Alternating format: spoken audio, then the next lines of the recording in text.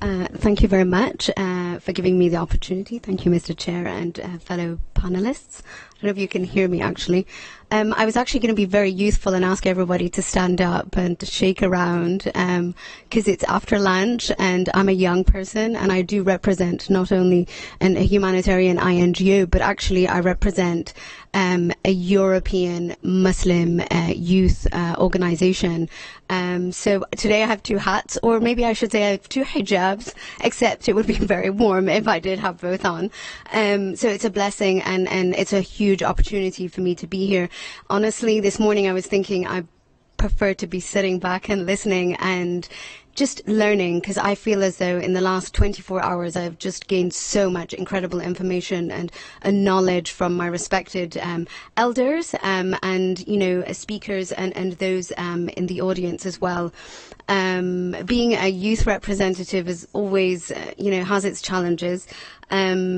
I'm usually the only young person here, so again, thank you for inviting me as the only young person. I don't even want to start off why we should be bringing more young people here, but I think hopefully my presence serves as a reminder that we have to have more young people present. I wanted to...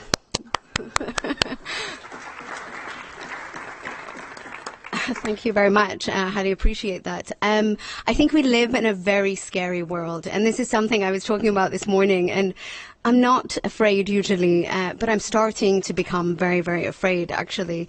But I'm really, really hopeful because I work in the humanitarian sector and I see what young people or Muslims, Christians, Jews are doing on a daily basis to serve people in need or to serve, the youth in general. We know, but I'm going to talk about the refugee crisis slightly because of former sessions. We know there's 65 million refugees around the world, or migrants, I should say.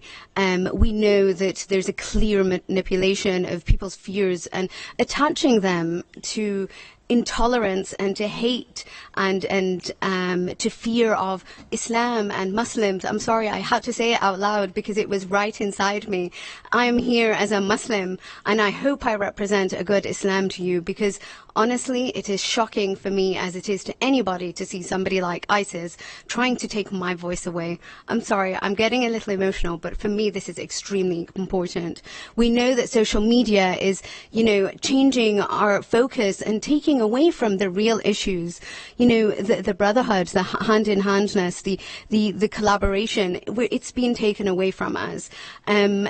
Specifically, youth organizations have to refocus. We are refocusing. We're looking at what's out there and we're making sure that A, we are dealing with such things as Islamophobia, and B, we are dealing with the migrants that are actually on our shores, that we need to start thinking about people more and less about my religion said and your religion said and Saudi Arabia said this, and which does not represent me, but, and others said such. There's a huge gap for young people. We all know this. We've discussed it in other forums, and I was so pleased to be invited to Fez and New York over the past, year to talk about these things. But we have been given, the opportunity now to speak, but there is a huge gap for young people. We need to make sure that we are filling this gap with positivity and with hope, and we need to stop talking about all the negativity that we see all around us. We know that there's a couple of top challenges in Europe, especially in terms of the migrant crisis. I guess the European Union's value system is predicated on human rights, and humanitarianism,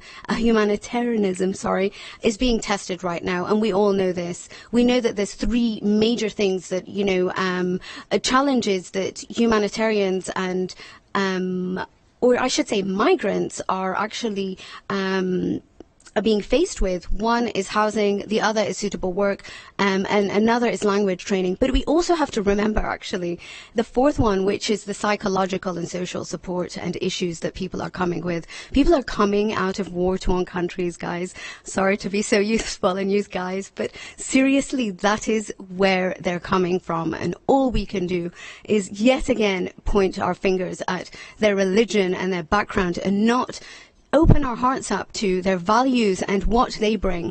I want to say that there's a couple of solutions, because I know this is about best practices, and that's kind of where I wanted to head.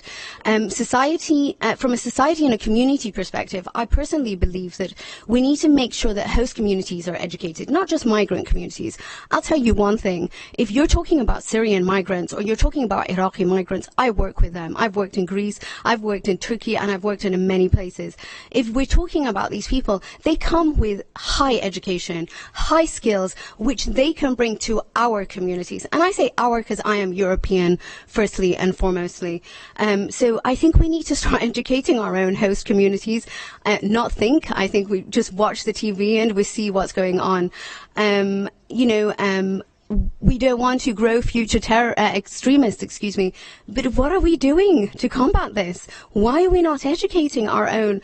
I think this is really important. I don't want to talk about Islamophobia. I think, that's been painted all over the world. I just wanted to give you a few really excellent examples of one of the, what my own organization, FEMISO, which is the European Muslim Youth Organization in Europe, and is a representative body for 35 different member organizations, is currently doing. We have an advice project. It's basically, the title is Advocates Against Islamophobia in Education. We are trying to train young people, Muslim and non-Muslim, on how to advocate against Islamophobia in different European countries, because it is a growing concern. They've been talking about it for years now. There's no need to hide behind, any type of curtain.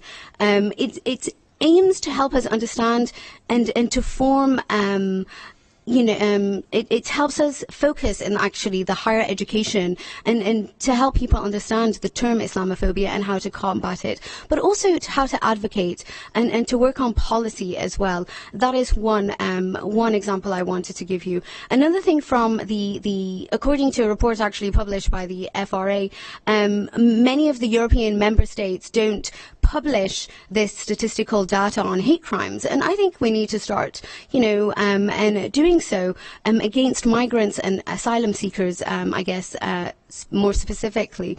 And again, another really great project is the IMAN project, which is the Islamophobia Monitoring and Action Network. This is a project that is carried out throughout Europe to monitor hate crimes, to find solutions, and make sure that we educate society again.